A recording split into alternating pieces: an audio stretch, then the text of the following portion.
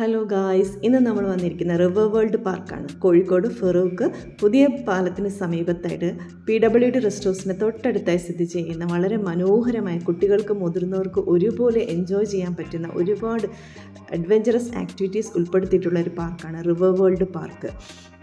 അതായത് കുട്ടികൾക്കായിട്ടുള്ള പ്രത്യേക children's park, കൂടാതെ നമുക്ക് ചുമ്മാതിരിക്കാനാണെങ്കിലും സ്പെൻഡ് ചെയ്യാനായിട്ടുള്ളൊരു ഏരിയ ഉണ്ട് അവിടെ.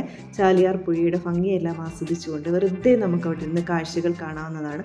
ഒപ്പം തന്നെ cable car, zip line double side വരുന്നതിന് 300 റുപ്പീസാണ് ഈടാക്കുന്നത്.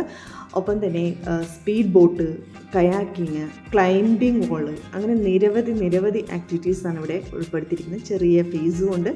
പിന്നെ ഒരു speed boat, adventurous speed boat experience ആയിരുന്നു.